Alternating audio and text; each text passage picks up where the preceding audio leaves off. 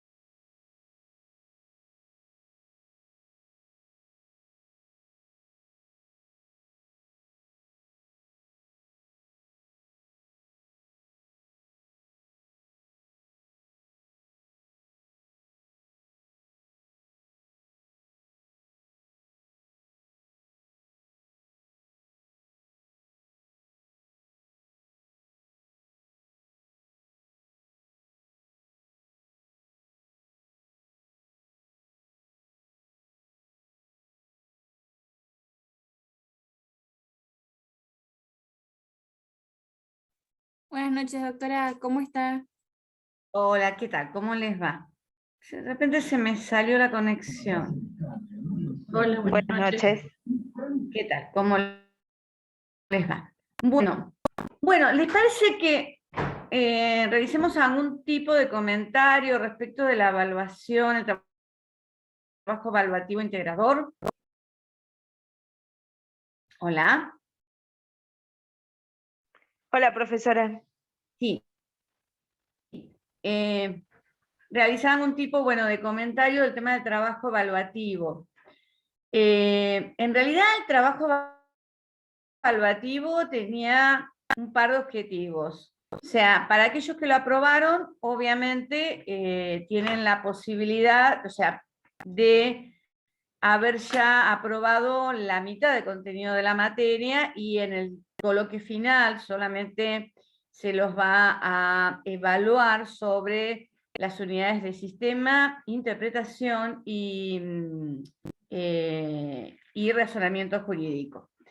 Y para aquellos que no lo aprobaron, un poco para chequear cómo están con el tema de los conocimientos y también para ver cuáles son las falencias que tienen respecto a la materia. Obviamente que quienes no lo aprobaron o no lo han rendido, porque no era eliminatorio esta evaluación, van a tener en el coloquio final que van a ser interrogados sobre el contenido total de la materia.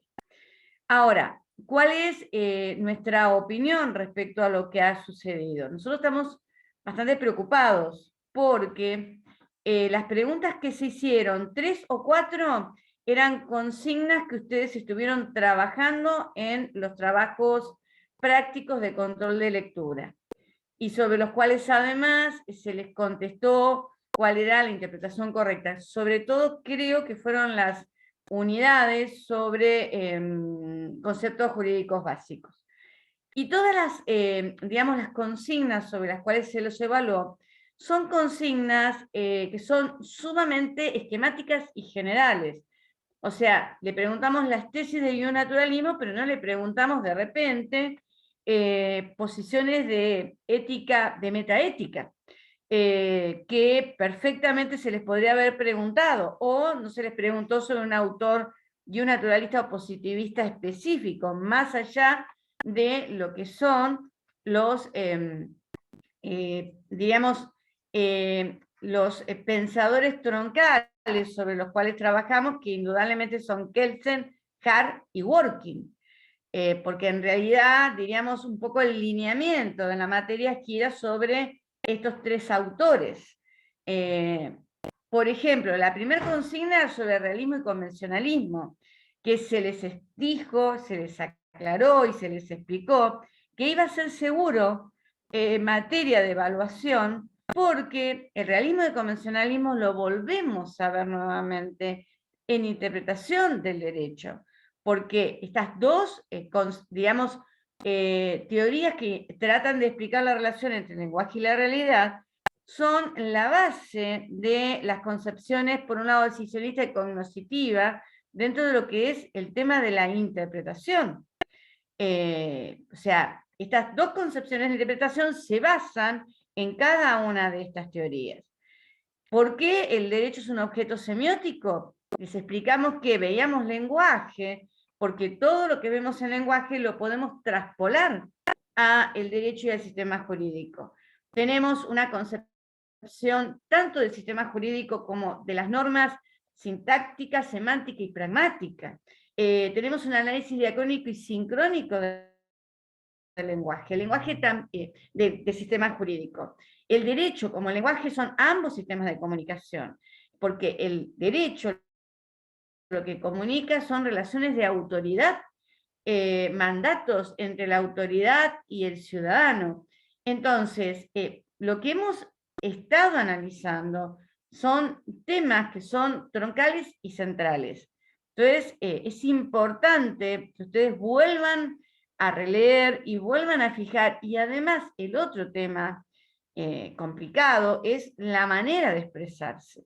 Tienen que aprender a expresarse con un lenguaje que sea preciso, que sea claro, que sea técnico, porque el tema es que ustedes en lo que va a ser posteriormente el ejercicio profesional, lo van a hacer ese ejercicio profesional argumentando el lenguaje. Entonces tienen que comenzar a, diríamos, expresarse de una manera adecuada, porque si no van a tener problemas. Realmente nos preocupa lo que ha sido, diríamos, el contenido de este trabajo evaluativo. Salvo excepciones que han tenido un buen examen, o los que han sacado 4 que realmente han estado muy, muy en el borde. En general, la evaluación fue, diríamos, preocupante para ustedes y para nosotros. Nosotros no tenemos ningún inconveniente en seguir dando clases de repaso, clases presenciales. Creo que indudablemente el tema de la virtualidad ha sido realmente contraproducente en lo que es la transmisión de los conocimientos. Esto lamentablemente es así. Voy a tratar de ir intensificando lo que son las clases presenciales. Los que puedan venir es conveniente que lo hagan, porque indudablemente la transmisión de conocimientos es totalmente diferente. De hecho, el próximo jueves, si no tengo inconvenientes con la facultad, la clase que voy a dar va a ser una clase de repaso de la unidad de sistema jurídico, de complementar además el tema del sistema jurídico, y la voy a hacer presencial, enganchada con Zoom, pero presencial. Porque realmente estamos preocupados todos los docentes en cuanto a lo que ha sido el rendimiento. ¿Me quieren hacer alguna pregunta respecto del trabajo evaluativo?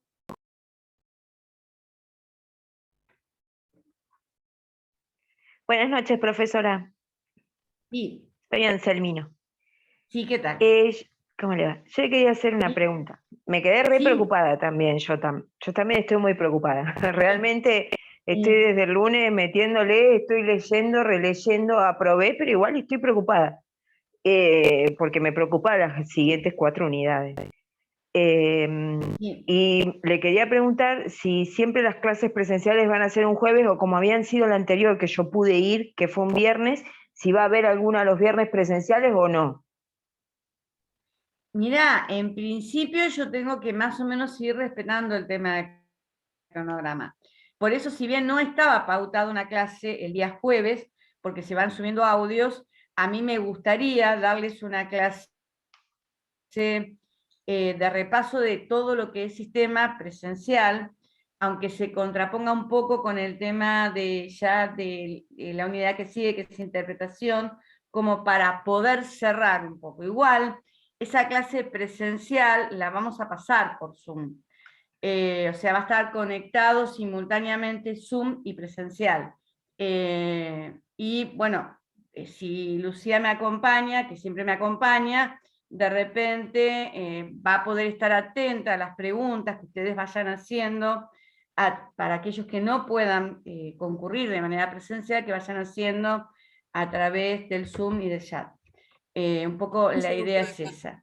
Yo creo que mis clases también son mucho más completas y más claras de manera presencial. Obviamente, por más que uno ponga voluntad y me conseguí el pizarrón y todo eso, no es lo mismo. No es lo mismo. Si bien con el pizarrón creo que he ganado un poco en claridad y en que sea más esquemático, igual obviamente no, la clase presencial es otra cosa. Me parece. Así que, bueno, yo voy tratando de ir igual dándoles clases, la mayor cantidad posible de clases hasta el trabajo, hasta el coloquio final, que sean presenciales. Eso es lo que vamos a tratar de ir haciendo. ¿Alguna otra pregunta?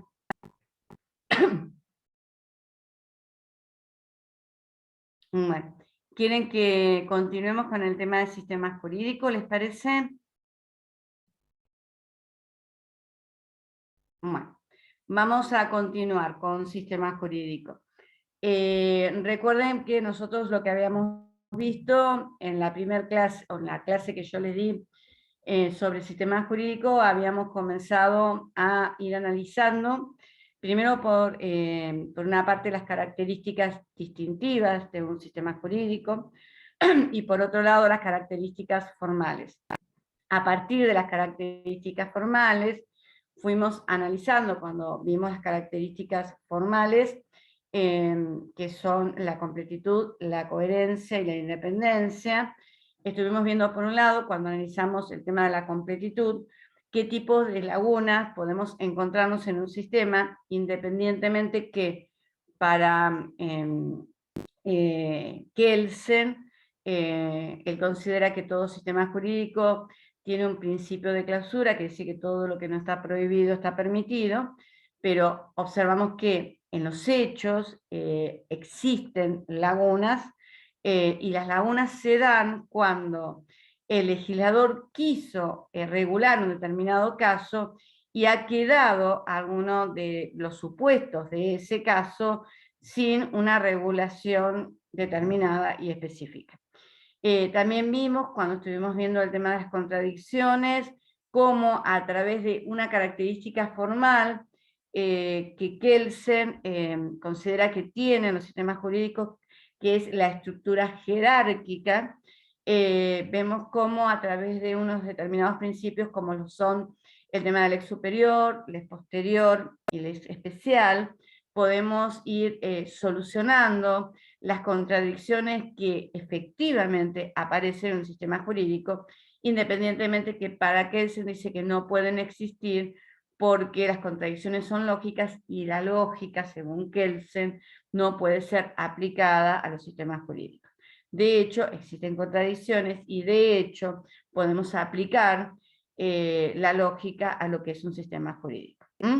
Bien, también estuvimos observando el tema de lo que es los criterios de individualización de lo que son la primera norma positiva de cada ordenamiento jurídico y lo que es el tema de la pertenencia de las normas derivadas a los sistemas jurídicos.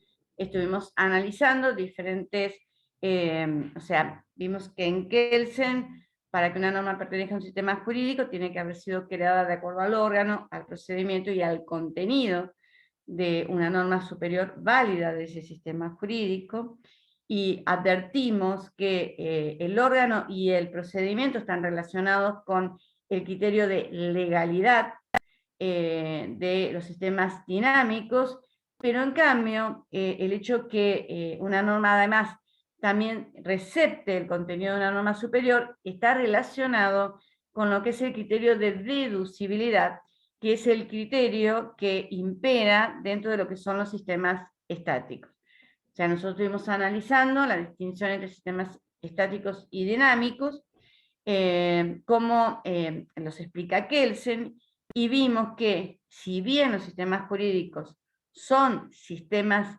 dinámicos, son principalmente dinámicos. También el criterio de deducibilidad estático se da dentro de un sistema jurídico y sobre todo se da cuando nosotros tenemos que hacer un análisis de las normas aplicables a un determinado caso. Allí, en ese caso, vemos que el análisis que hacemos de las normas que resultan aplicables a un caso es un análisis sobre todo de tipo estático, porque hacemos un corte y vemos qué normas resultan aplicables a un determinado caso cuando tenemos que realizar un análisis de tipo doctrinario o cuando tenemos que, como el juez, resolver una determinada situación que se le trae a su conocimiento.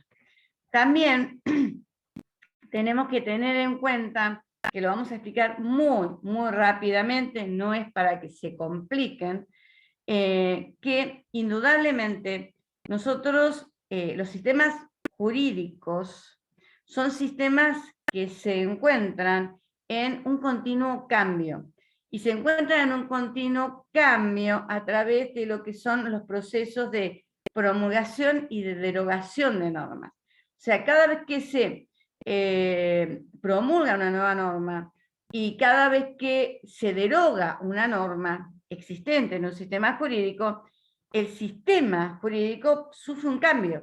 O sea, los sistemas jurídicos son sistemas que están en continuo cambio. Entonces, en realidad lo que explica la doctrina, y ya lo distinguió Raz, y también lo advirtieron, siguiendo a Raz, a Chorrón y Bulligin, los sistemas jurídicos son sistemas que están continuamente en cambio. Tenemos sistemas momentáneos y sistemas no momentáneos. El sistema momentáneo es un sistema que se realiza un corte y tiene un determinado contenido, pero los sistemas jurídicos van continuamente cambiando.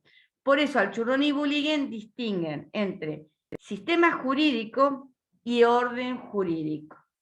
El sistema jurídico es el análisis estático que se realiza en un momento determinado, es un corte que se realiza. ¿Recuerdan ustedes el análisis estático y el análisis dinámico de lo que es el lenguaje? Bueno, esto es lo mismo llevado al ordenamiento jurídico. Si yo realizo un análisis estático, entonces voy a realizar un análisis del contenido que tiene el sistema jurídico en un momento determinado. En cambio, si yo realizo un análisis diacrónico, y ahí tengo un sistema jurídico según Chorrón y Bulligin, que lo puedo realizar de todo el sistema jurídico o de una parte del sistema jurídico cuando yo quiero analizar una determinada institución, o tengo que resolver un determinado caso. En cambio, el análisis diacrónico está relacionado con el orden jurídico, cómo va evolucionando y cómo va cambiando continuamente el sistema jurídico. ¿Qué es lo que le da unidad al sistema jurídico? Le da unidad al sistema jurídico, obviamente, la primer norma positiva. Mientras la primer norma positiva sea la misma Constitución, el sistema jurídico va a ser el mismo sistema jurídico, que va a ir continuamente cambiando, pero que mantiene su individualidad, porque, por ejemplo, esa primera norma positiva es la Constitución en Argentina de 1853-60. ¿Quién individualiza a la primera norma positiva? Como ya vimos, tenemos distintos criterios de individualización, territorial, personal, o a través de una norma jurídica, como hacen Kelsen y como hacen Hart. Kelsen elabora la norma fundante básica, que es extrasistemática, que es hipotética, de la cual se presume su validez. En cambio, Hart utiliza una norma, pero que tiene características distintas, como lo es la regla de reconocimiento, que a diferencia de la norma fundante básica de Kelsen, es en realidad una norma positiva y que integra el sistema jurídico. Bien, esto les queda medianamente claro. Veo que hay unas preguntas, a ver, veamos en el chat. Yo si fuese eso mismo puedo pensar porque curso otra materia hasta las 20. No sé. Profe, ¿le puedo preguntar? Sí, sí.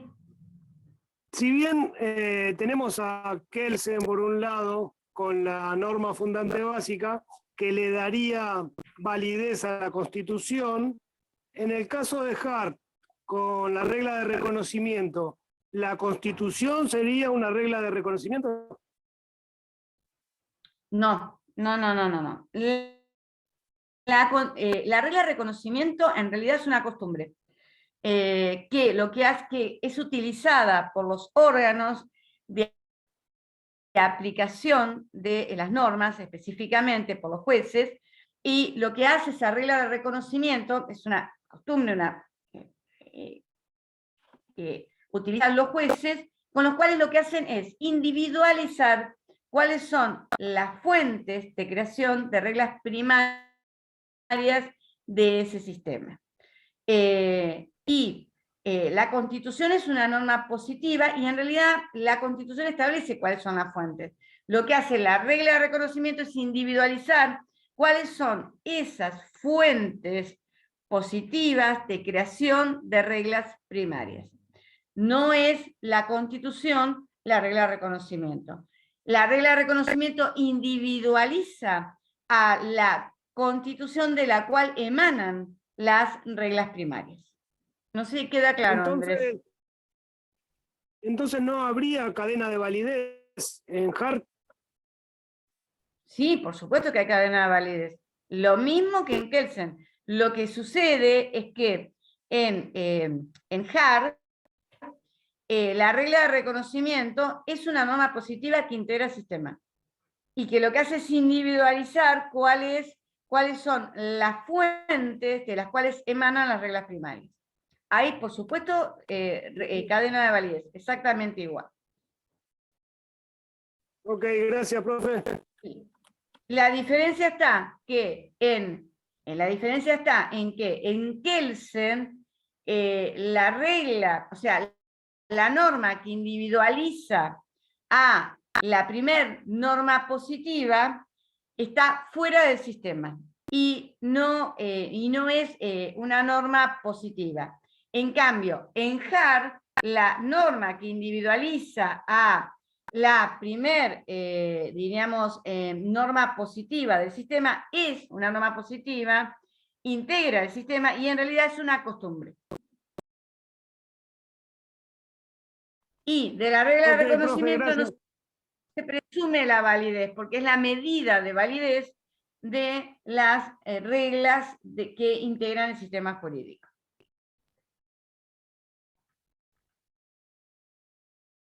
No sé si se entendió, Andrés.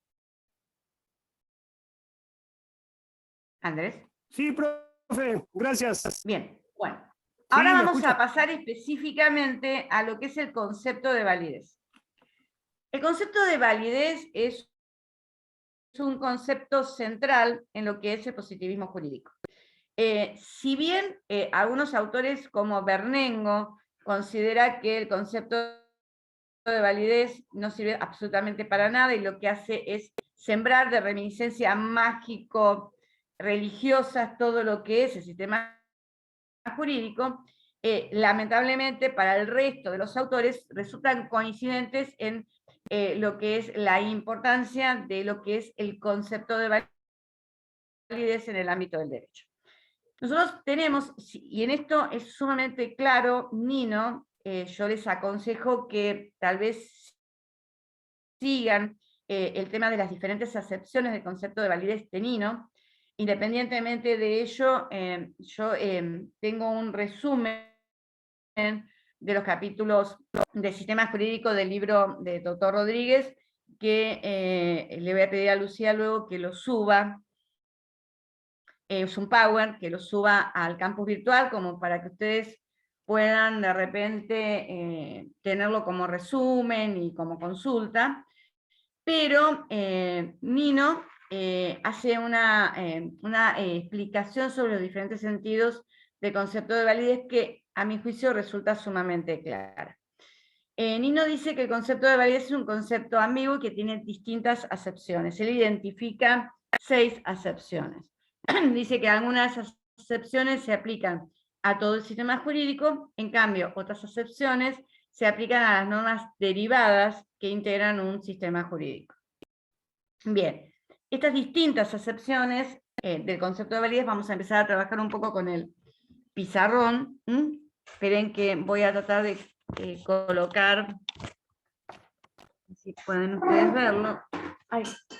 Bueno, ya hice el lío, esperen.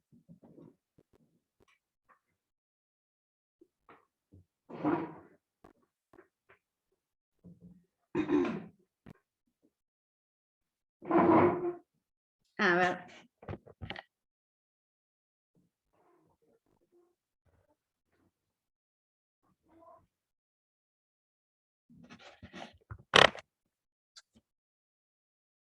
Bien, ¿lo ven bien el pizarrón? ¿Lo ven bien? Sí, se ve bien. Sí, profesora. Sí.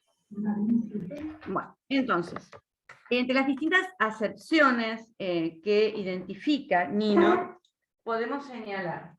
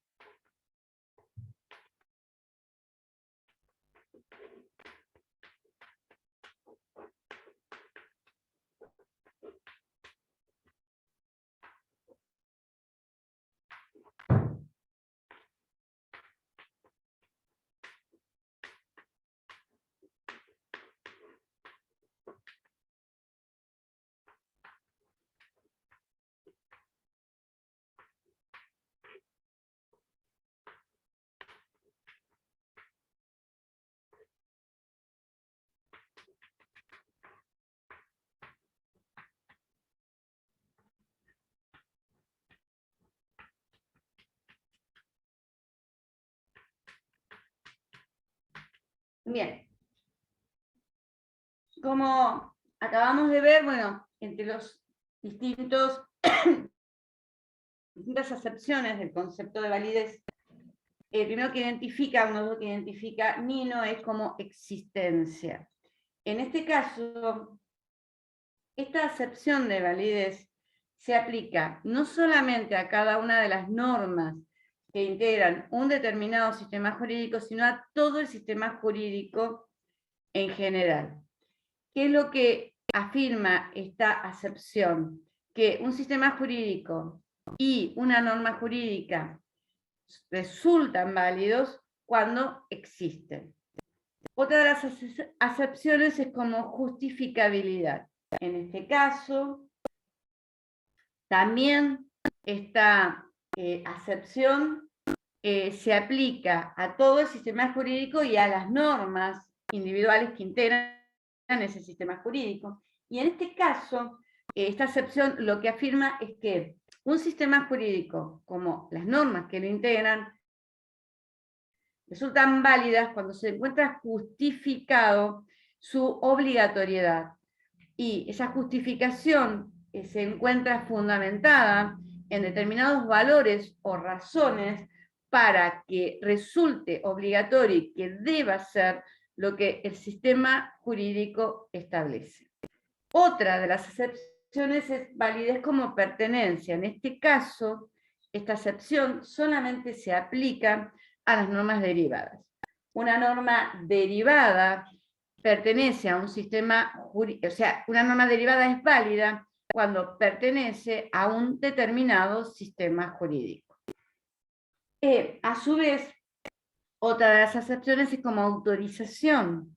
En este caso, también se aplica a las normas derivadas de un sistema, y una norma resulta válida para esta acepción cuando su creación ha sido autorizada por otra norma válida del sistema jurídico. También tenemos otra acepción que es como obligatoriedad. En este caso, no debemos confundirlo con la acepción de justificabilidad. Acá cuando decimos que una norma es obligatoria, decimos que es obligatoria porque existe otra norma en el sistema que establece su obligatoriedad. Es como un metalenguaje prescriptivo. ¿Recuerdan ustedes que hay una norma en el sistema que dice que otra norma es obligatoria, pero en sentido descriptivo, no porque se encuentre justificado, ya sea por determinadas razones o valores, el tema de la obligatoriedad, sino simplemente porque, por ejemplo, existe una norma que establece que se deben obedecer las reglas, los carteles que aparecen en una ruta y que indican determinadas normas respecto a la regulación del tránsito en esa ruta. A su vez también, tanto autorización como obligatoriedad y pertenencia son acepciones que se aplican solamente a las normas derivadas del sistema, no a todo el sistema. Y finalmente tenemos otra de las acepciones, que es que como eficacia, en este caso, esta acepción se aplica tanto a las normas derivadas como a todo el sistema jurídico. Y en este caso, una norma es válida y un sistema jurídico es válido cuando es eficaz, cuando es obedecido, cuando es aplicado dentro de una determinada sociedad. ¿Esto les queda claro? Bien. De todas estas acepciones, hay acepciones que resultan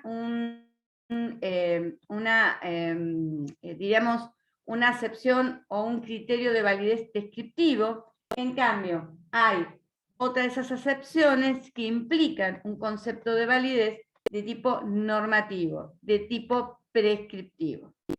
Todas las acepciones que hemos visto resultan descriptivas respecto a lo que es el concepto de validez, tanto existencia como pertenencia, como autorización, como obligatoriedad o como eficacia.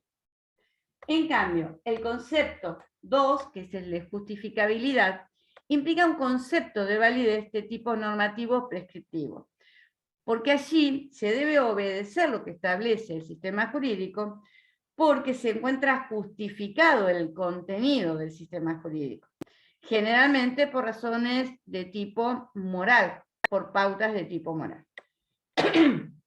Cada vez que nosotros utilizamos cualquiera de las acepciones solas o combinadas, excluyendo el concepto de justificabilidad, tenemos un concepto de validez descriptivo. En cambio, cuando nosotros utilizamos el concepto de justificabilidad, ya sea solo o combinado con alguna acepción de tipo descriptivo, el concepto de validez que vamos a obtener es normativo prescriptivo. Perdón, Tanto profesora. las posiciones realistas, sí, Romina, decime.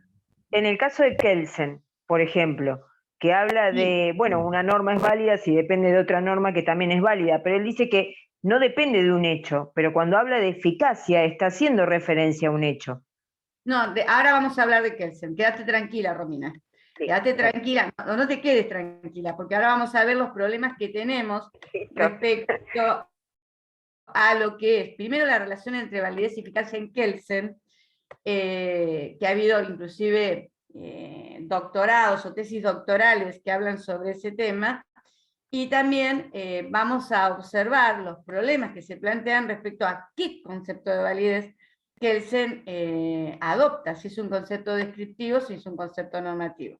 Eso ya lo vamos ahora a analizar. Primero vamos a terminar con esto, pero en realidad va a ser análisis del día de hoy. Y te vas a querer luego, bueno, Kelsen tiene sus diríamos, problemas en lo que es su teoría. Y después vamos a ver por qué tal vez son esos problemas. Sí, estoy conflictuada con eso, por bueno, eso. Sí. Volviendo. Sí, ahora lo vamos a ver. Quédate tranquila. Así que lo vamos a ver hoy. Bueno, volviendo a las diferentes acepciones, obviamente el realismo jurídico identifica a la validez con la eficacia. Respecto a las posiciones positivistas, adoptan todas un concepto descriptivo de validez, obviamente, solo o combinado, y el iusnaturalismo adopta un concepto de validez de tipo normativo, de tipo descriptivo, en el cual, obviamente, la obligatoriedad del derecho se encuentra justificada en pautas, como ya hemos visto, de tipo moral. Bien. Ahora bien, yo les dije que podemos nosotros adoptar, el positivismo puede adoptar cualquiera de esas acepciones solas o combinadas. ¿Por qué? Porque uno puede de repente decir que una norma jurídica existe cuando pertenece a un sistema jurídico y pertenece a un sistema jurídico cuando su creación ha sido autorizada por otra norma válida de ese sistema jurídico. Como ustedes pueden ver, he combinado 3 acepciones de tipo descriptivo de validez. Bien, ahora vayamos, para ya empezar a complicar un poquitito las cosas, a los problemas entre la relación entre validez y eficacia. Y vamos a ver un poquito Kelsen para luego ir a lo que es los problemas que tenemos específicamente en Kelsen respecto del concepto de validez. ¿Cuál es el concepto de validez que adopta?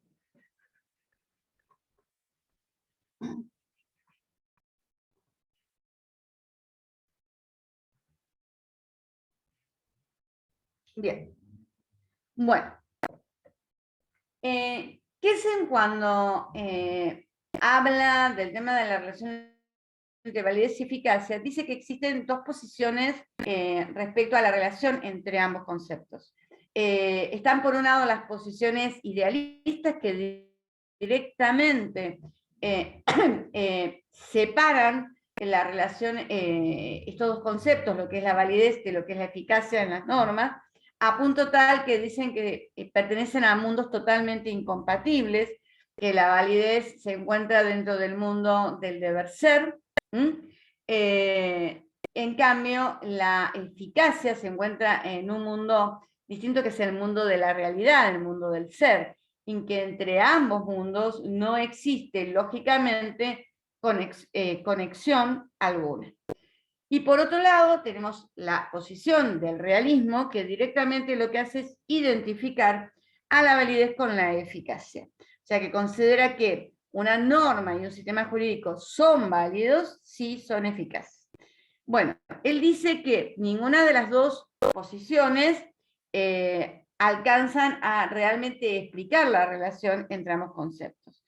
Que existe, que si bien la validez y la eficacia no son conceptos idénticos, como sostiene el realismo, tampoco es cierto que no exista relación alguna entre la validez y la eficacia. ¿Por qué?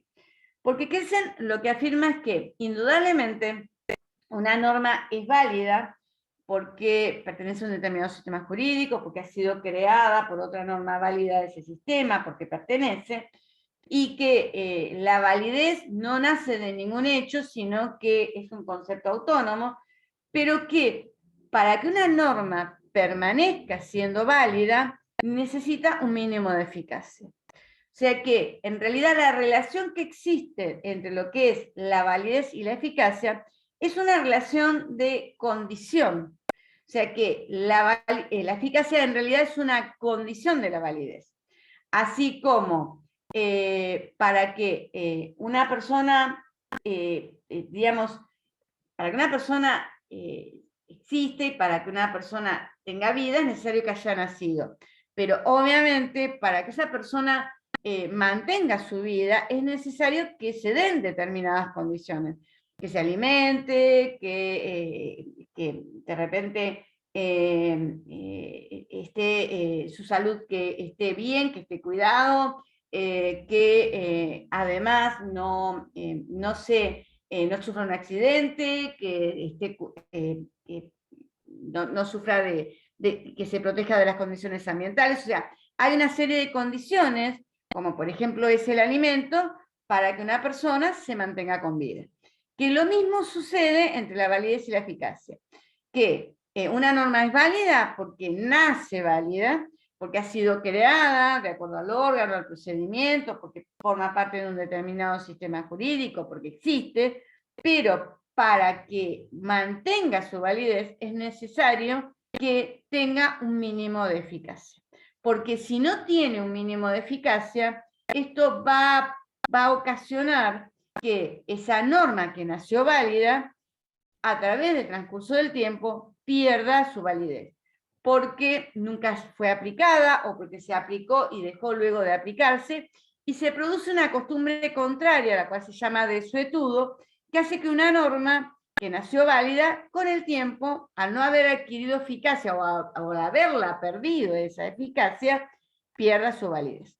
Lo mismo sucede con un sistema jurídico, porque un sistema jurídico pierde su eficacia de repente por una costumbre contraria, por una revolución, porque las normas, digamos, las normas que individualizan, las primeras normas positivas de ese sistema, con el transcurrir del tiempo, terminan perdiendo por una costumbre contraria o por una revolución triunfante lo que es su eficacia. Fíjense en ustedes que ahora vamos a ver qué es esto de lo que es el cambio de un sistema jurídico, y vamos a ver que si ese sistema jurídico de repente sufre un golpe de Estado o sufre una revolución que triunfa, va a producir el cambio de lo que es ese sistema jurídico. Y ese sistema jurídico que fue derogado, diríamos, por la fuerza, si se afianza y si esa revolución triunfa y esas autoridades adquieren eficacia y respeto, observamos que lo que se ha producido es un cambio de un sistema jurídico total.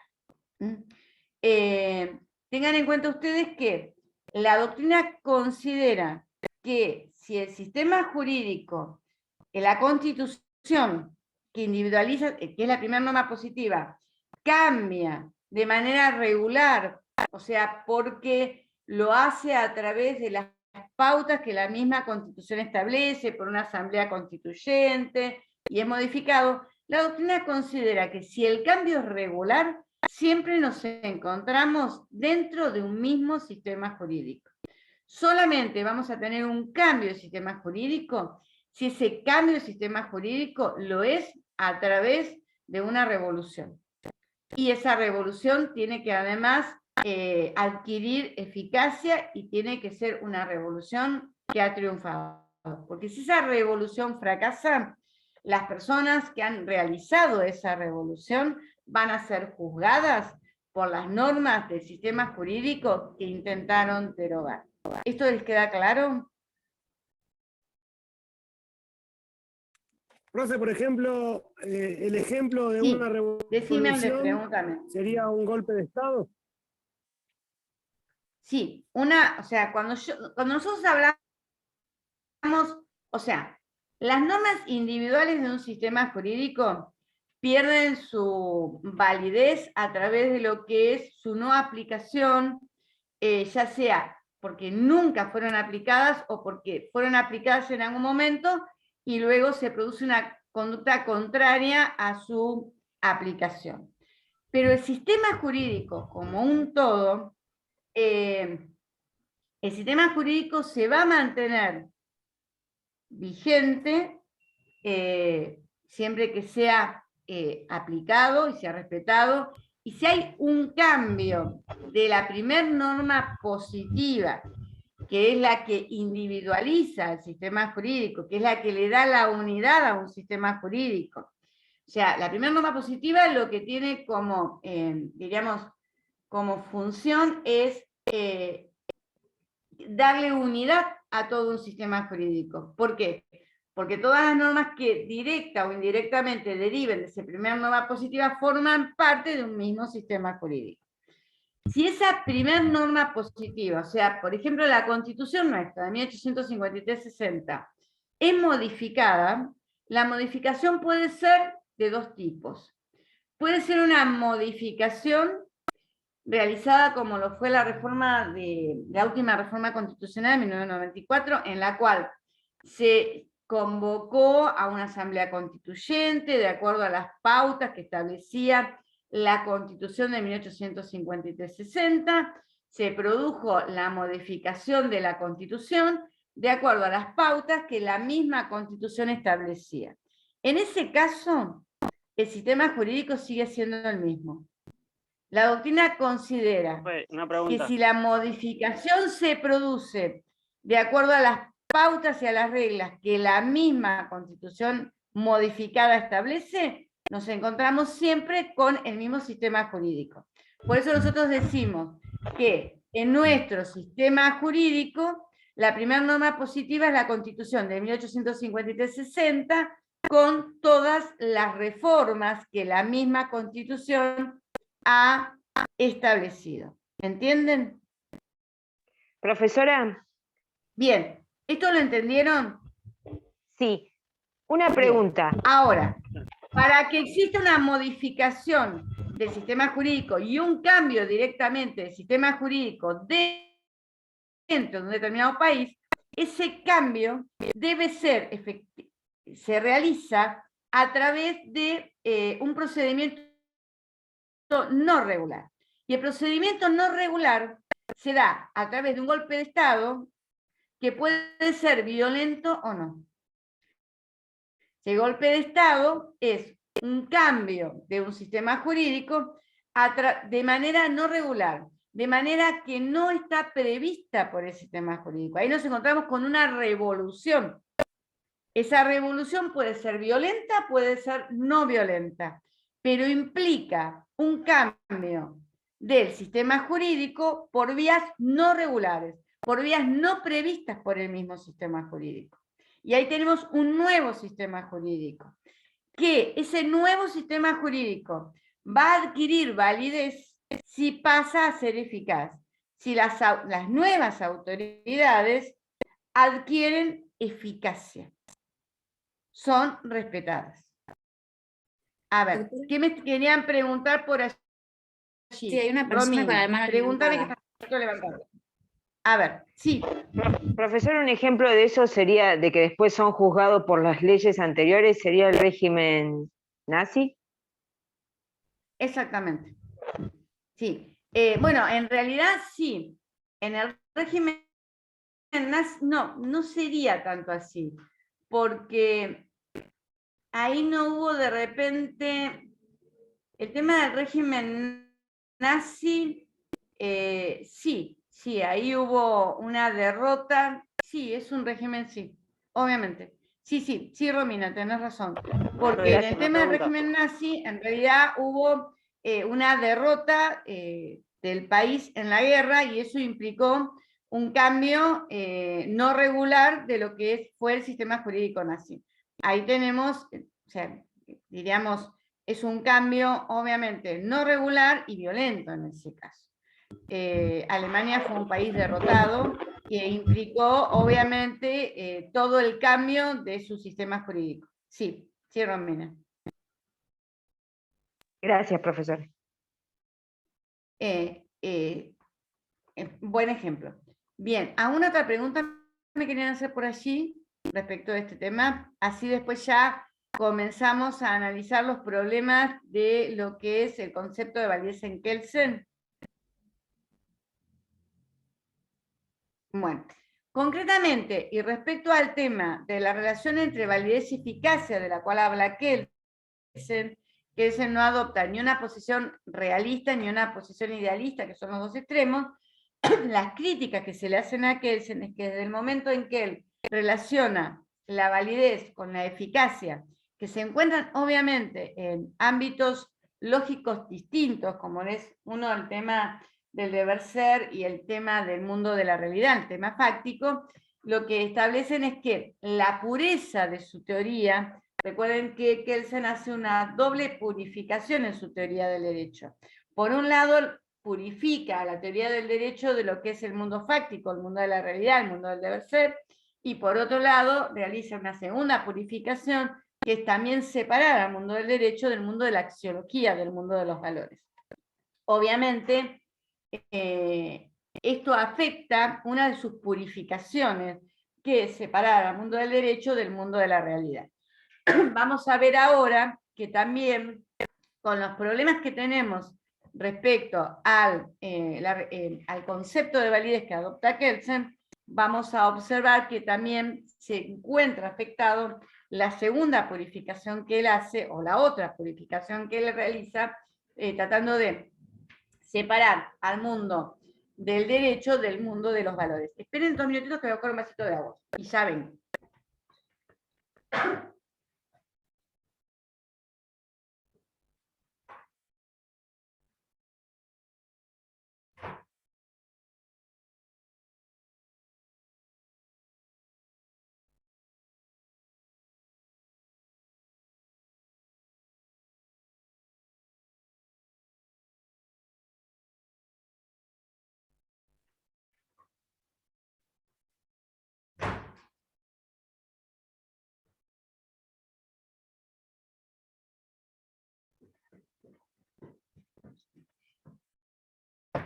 Bueno, acá he vuelto con un vasito de agua.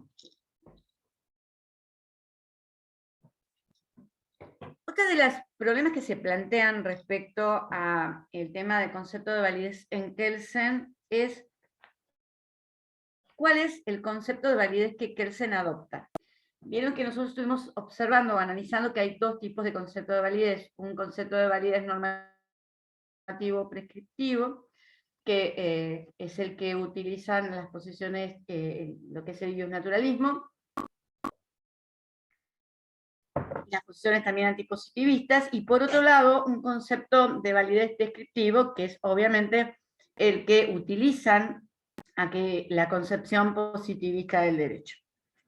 Ahora, para ustedes, ¿qué tipo de concepto de validez debería adoptar Kelsen en su teoría? ¿Un concepto descriptivo o un concepto prescriptivo? Descriptivo. No, para mí prescriptivo. Descriptivo. Bien. Descriptivo Sí, porque es positivo. obviamente, si nosotros consideramos a Kelsen como el punto de partida de lo que es el positivismo jurídico moderno, que obviamente se lo critica y todo, pero que indudablemente es tomado como, sin dudas, es el punto de partida del cual comienza a avanzar el positivismo. Obviamente, diríamos, el concepto de validez que él debería adoptar en su teoría es un concepto descriptivo.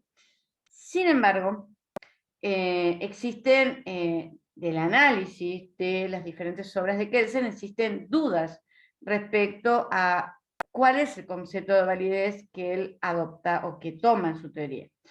Porque si bien él habla de validez en muchas partes de su teoría, como pertenencia, como existencia, como autorización, también observamos que en otras partes de su teoría insiste mucho con el tema de que debe ser lo que el derecho establece, cuando habla del tema de la obligatoriedad, y cuando insiste mucho con el tema de distintos párrafos que debe ser, y sobre todo cuando habla de la norma fundante básica, que si bien habla de que es una hipótesis de trabajo y que no es una norma positiva, obviamente nosotros vemos que si se presume la validez de la norma jurídica básica para que realmente esa norma funcione como, diríamos, criterio de individualización, obviamente tiene que estar sustentada por alguna pauta de tipo valorativo, de tipo moral, y se deslizaría, sobre todo con el concepto de norma fundante básica, hacia una concepción guio-naturalista. Ahora bien,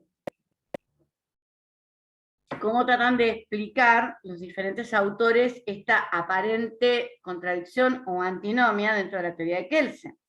Porque no pueden coexistir dentro de una misma teoría dos conceptos que en definitiva resultan antagónicos, como es por un lado un concepto prescriptivo, por otro lado un concepto descriptivo. Por ejemplo, Ras considera que indudablemente debe predominar en lo que es el tema de la teoría de Kelsen, atento a su característica de ser un pensador positivista, que indudablemente el concepto de validez que diríamos encontramos en Kelsen tiene que ser un concepto de tipo positivo y descriptivo, porque él es indudablemente un pensador positivista y critica realmente aquellos párrafos en donde Kelsen aparentemente se deslizaría hacia un concepto de tipo descriptivo. Sin embargo, Nino considera que el concepto que surge de la teoría del derecho en Kelsen de validez es un concepto prescriptivo, normativo.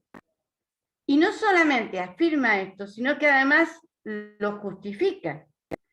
¿Por qué? Porque lo que dice Nino es que el concepto normativo prescriptivo que utiliza Kelsen en su teoría del derecho se encuentra totalmente justificado porque ese concepto normativo que él adopta, lo adopta no de manera categórica, sino que lo adopta como una mera hipótesis. Él dice que debería ser, o sea que, diríamos, él no dice categóricamente que el ordenamiento jurídico debe ser lo que establece, sino que lo toma a título simplemente de hipótesis de trabajo. Y que como lo hace como de manera hipotética, adopta ese criterio, diríamos, normativo, eso justifica la adopción de ese criterio normativo porque no lo hace en forma categórica, sino a mero título de hipótesis. ¿Qué es lo que dice, por ejemplo, Bulin? Bulin lo que afirma es que en realidad, en la teoría de Kelsen, existen dos conceptos de validez.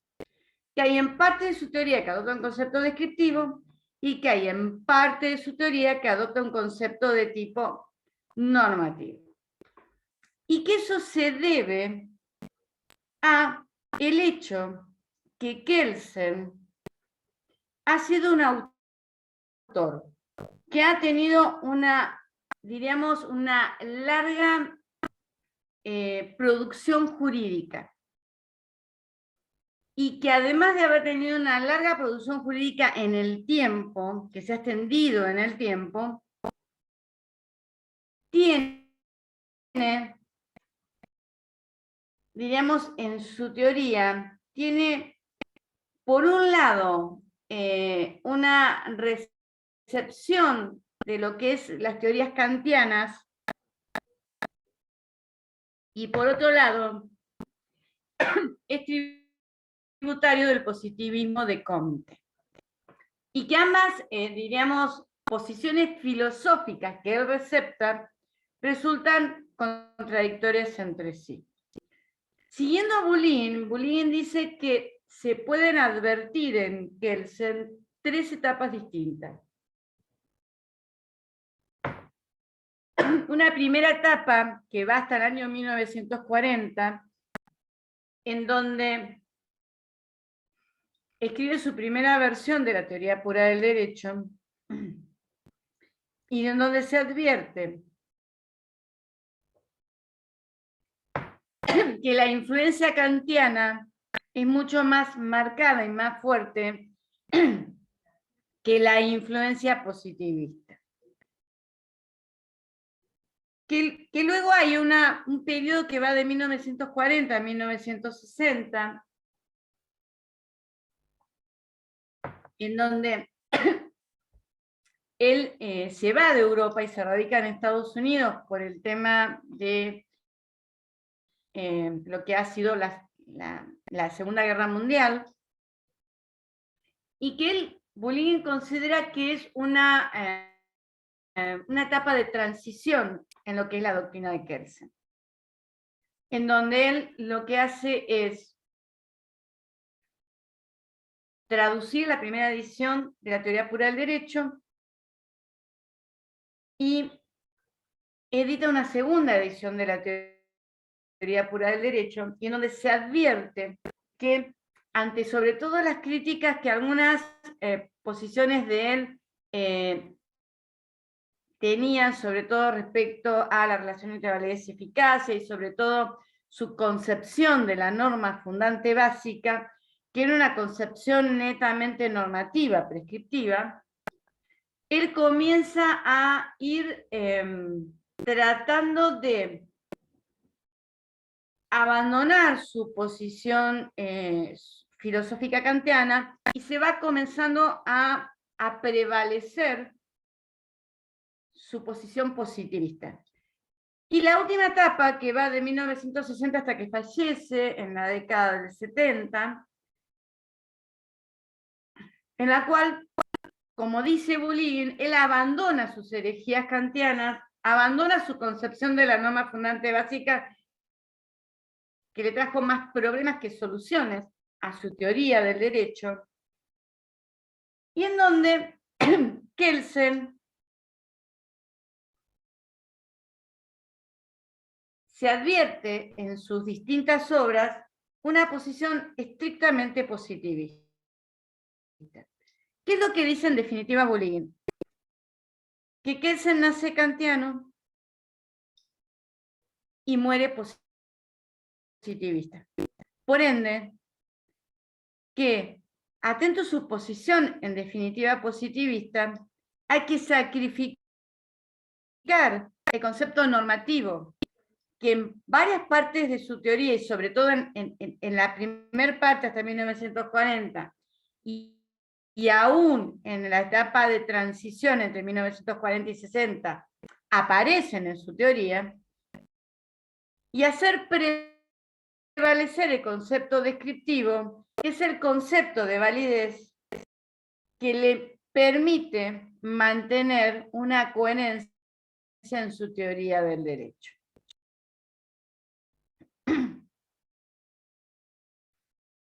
Bien, ¿les queda claro esto? También lo explica muy bien, no solamente la ponencia de Bulligen sobre validez y positivismo, que Lucía, no sé si esa ponencia, ¿dónde está Lucía? Está subida como bibliografía al campus, pero que también habla de esa ponencia, esa posición, el libro de Portela.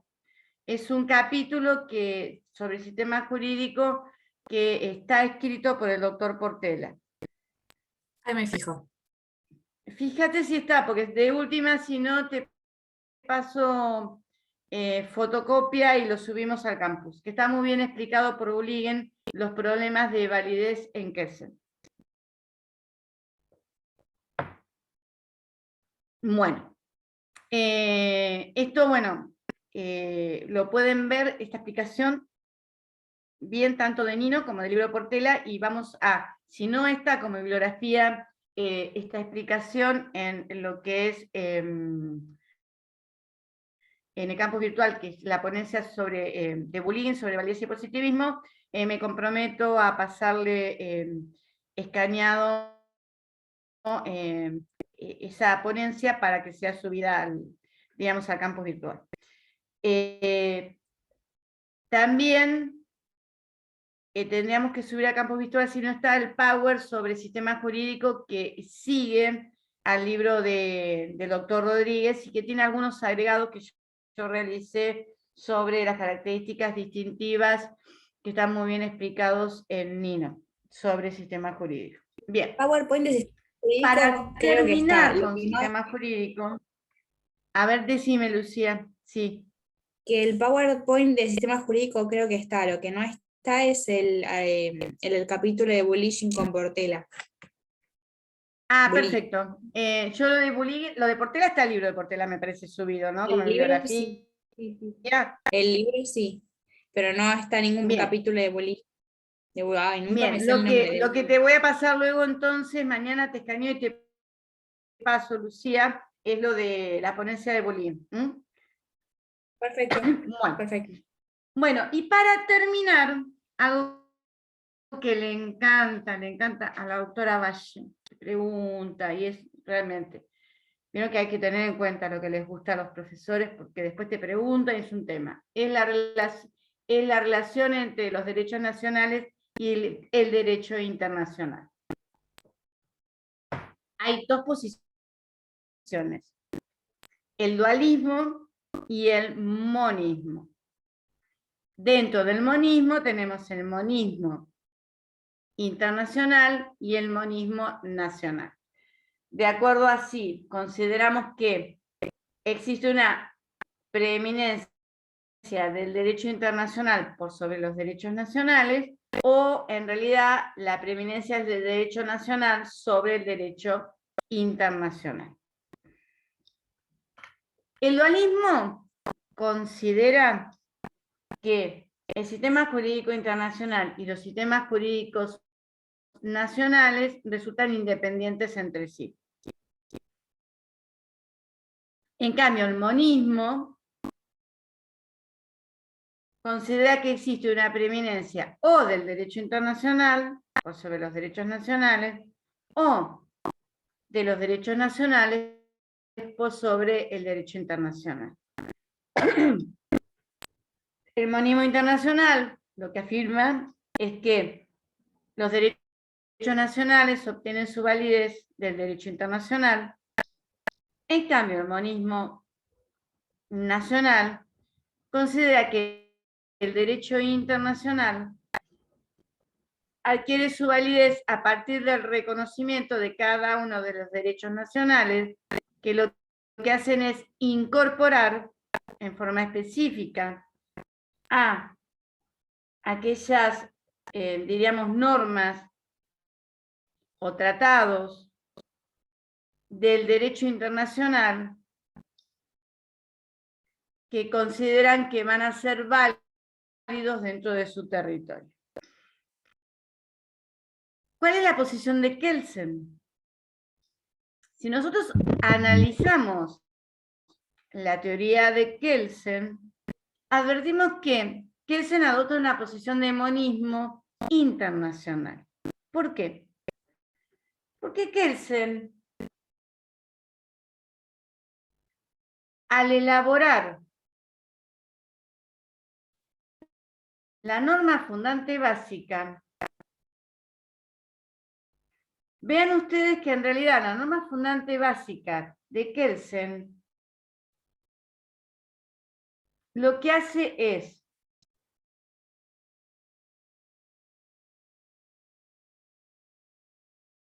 considerar que cada ordenamiento jurídico nacional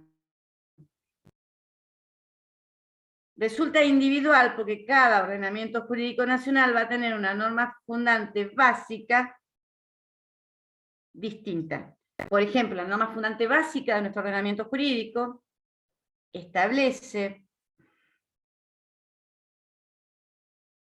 que se debe obedecer lo que establecen los legisladores de 1853-60, que la norma fundante básica del sistema jurídico, por ejemplo, italiano, establecen que se debe obedecer lo que establecen los constituyentes del año 1948, y así sucesivamente en cada sistema jurídico nacional. Pero, obviamente, la norma fundante básica va a ser válida si es efectiva. Si realmente ese legislador de 1853-60 es una autoridad efectiva, respetada y vigente en lo que es el territorio de la nación argentina. Y lo que nosotros estamos en realidad observando, siguiendo a Kelsen, es que la norma fundante básica en realidad es una norma positiva de lo que es el derecho internacional, que establece el principio de efectividad. O sea, el respeto a las autoridades que resultan efectivas en cada sistema jurídico nacional.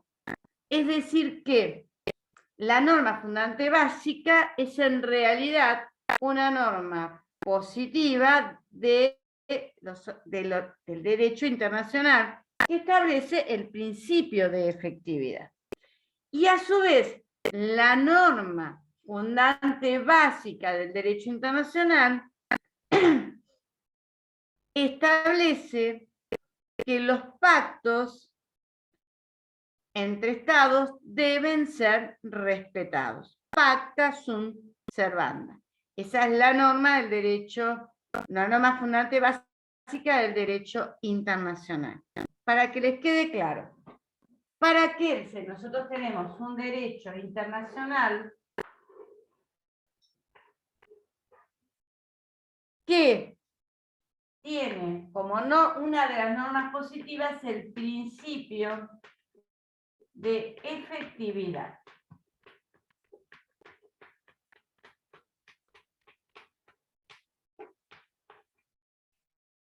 Que establece que se debe respetar las autoridades que son realmente efectivas en cada Estado nacional. Por ende, las normas fundantes básicas que individualizan a cada sistema jurídico nacional pasan a ser una norma positiva, en definitiva una costumbre, que es el principio de efectividad del derecho internacional. Por lo tanto, todos los derechos nacionales forman parte del sistema internacional, que es en definitiva el que le da validez a cada una de las normas fundantes básicas de cada sistema internacional. Recuerden, no sé si yo les había explicado, que en el derecho internacional prevalece el principio de efectividad por sobre el principio de legitimidad.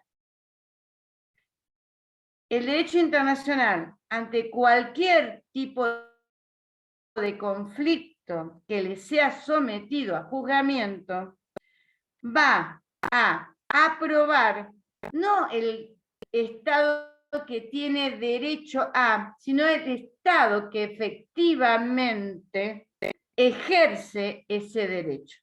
Ante cualquier problema de límites, por ejemplo, que existan entre determinados estados, el derecho internacional va a preferir al Estado que resulte efectivo en un determinado territorio. Es por esa razón que nosotros perdimos el conflicto del Beagle. ¿Por qué? Porque las islas que hacen la división en el canal de Beagle estaban ocupadas, independientemente que Argentina decía que tenía derecho, que eran las autoridades legítimas, estaban efectivamente ocupadas por Chile. Y por esa razón, ante quien tiene el derecho, quien tiene la ocupación, el derecho internacional se vuelca y prefiere al que tiene la ocupación del territorio, a la autoridad efectiva en un determinado territorio, independientemente que puede no ser legítima, pero sí es efectiva. Por eso, la posición de, diríamos, de Kelsen respecto a la relación entre los derechos nacionales y el derecho internacional es una posición monista internacional, en donde considera que prevalece por sobre los derechos nacionales el derecho internacional, porque la norma fundante básica en definitiva es un principio de efectividad, o sea que se debe respetar las autoridades que son realmente efectivas en cada territorio, y en definitiva la norma fundante básica en realidad es una norma positiva del derecho internacional, que es el principio de efectividad. ¿Les queda claro? ¡Yujú! ¿Sí? Sí, si por ejemplo pasara un conflicto en Argentina, o sea, Romina, nacional, a ver, sí, decime. sería como que, por ejemplo, si en Argentina sucede algo, tenemos un conflicto con otro país y nosotros somos el territorio que tiene la Constitución Nacional, la validez sería la de la Constitución Nacional. No. Siempre el derecho internacional va a apoyar a la autoridad que realmente es efectiva en un territorio. Fíjense en que la norma fundante básica lo que establece que se debe obedecer lo que establecen los constituyentes originarios en definitiva, pero también establece, y esto lo vimos, que la norma fundante básica para que realmente sea válida debe tener un mínimo de eficacia. Esto quiere decir que estas autoridades a las cuales hace referencia la norma fundante básica deben tener un mínimo de eficacia para que sean válidas. Es lo que en definitiva siempre dice Kelsen. Fíjense que Kelsen distingue entre la validez y la eficacia, pero dice que una norma y una autoridad solamente va a poder mantener su validez si tiene un mínimo de eficacia, que eso es en definitiva lo que establece la norma fundante básica. Una autoridad va a ser válida siempre y cuando tenga un mínimo de eficacia. Y el principio de eficacia es una norma positiva del derecho internacional. ¿Les queda esto claro, Romina? Sí, claro, lo que yo planteaba es si, por ejemplo, teníamos un conflicto con Chile y el conflicto estaba dentro de nuestro territorio, la validez la tendríamos nosotros. No, el problema que se plantea es que si vos tenés un conflicto territorial con Chile, que es generalmente que tenemos conflictos de manera permanente en cuanto a los hielos continentales y una serie de cosas, hay que tener mucho cuidado, porque si se somete a un laudo internacional, hay que ver quién realmente, independientemente que la Constitución nuestra diga que los límites llegan hasta acá. Por ejemplo, la Constitución dice, tenemos La cordillera. La Constitución esta dice que nuestro límite pasa por acá. Pero resulta que todo esto en realidad está ocupado por gente de nacionalidad chilena. Si lo sometemos a un laudo, lo vamos a perder. Aunque nuestra Constitución diga que el límite pasa acá, pero si de repente esto está ocupado por gente de otra nacionalidad, lamentablemente, si lo sometemos a un laudo arbitral internacional, lo perdemos. Perfecto. ¿Me entendés, Romina? Lo entendí porque los que ocupan el... Lamentablemente, en el derecho internacional prevalece la fuerza por sobre la legitimidad. ¿Esto te queda claro, Romina? Sí, sí, Por eso clarísimo. cuando a mí me preguntaban en el examen del internacional público que hablara de responsabilidad internacional, les dije que era una mentira y que no existe la responsabilidad internacional. Sería diferente O sea, en el internacional. en derecho internacional predomina la fuerza, que es en definitiva la efectividad, por sobre la validez que es la legitimidad. Romina, ¿te queda claro? Sí, perfecto. Sería diferente en el monismo nacional. En el monismo nacional, obviamente, el derecho internacional solamente tiene validez dentro del ordenamiento nacional si es receptado específicamente por la legislación nacional. De hecho, Estados Unidos es un país que no tiene ratificado absolutamente ninguna convención internacional. ¿Sabías, Romina? No, no sabía. No, Sí. no sabía. Ellos imponen las normas, no firman convenios. Así de simple. No tienen receptados convenciones internacionales ninguna.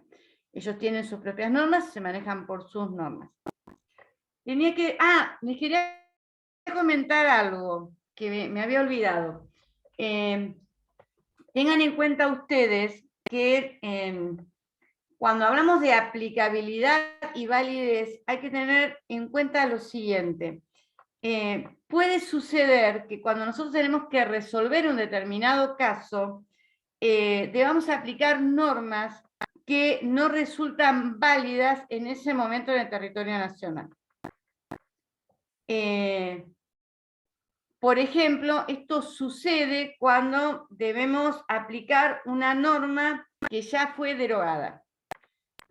O cuando tenemos que aplicar una norma que no forma parte del derecho nacional, sino que es una norma extranjera. Cuando, por ejemplo, nosotros tenemos que aplicar una norma que fue derogada. Por ejemplo, en materia penal, cuando nosotros tenemos que resolver un caso, siempre debemos aplicar la ley más benigna a la persona imputada. Y puede suceder que la ley más benigna, en el momento en que tenemos que resolver, ya fue derogada.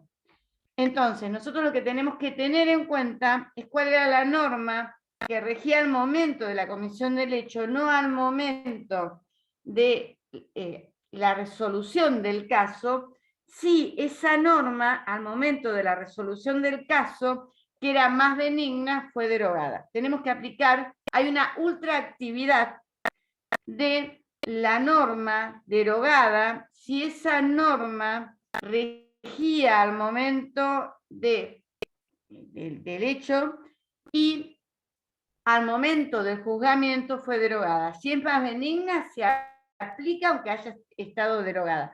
También en materia civil hay una ultraactividad cuando nosotros tenemos un contrato en vías de ejecución. Cuando nosotros tenemos un contrato en vías de ejecución, se aplica la norma que regía al momento en que el contrato se celebró. O sea, se aplica la norma, aunque fuera derogada, a los efectos aún no cumplidos del contrato.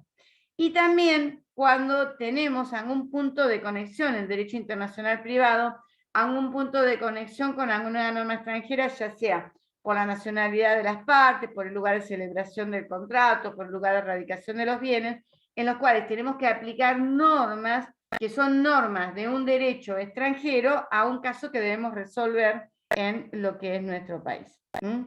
Tengan en cuenta ese tema. A veces la aplicabilidad de una norma no coincide con la validez.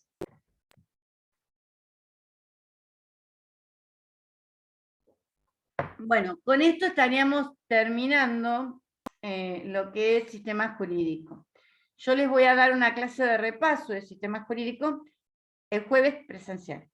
Igual se los voy a confirmar porque tengo que consultar con la facultad si hay disponibilidad y si no hay inconveniente. Así cerramos lo que es sistema jurídico. Los que no puedan venir se conectan por Zoom. Bueno, los que puedan venir, háganlo porque así tienen la posibilidad de preguntar todas aquellas dudas que tengan sobre el sistema jurídico. Bueno,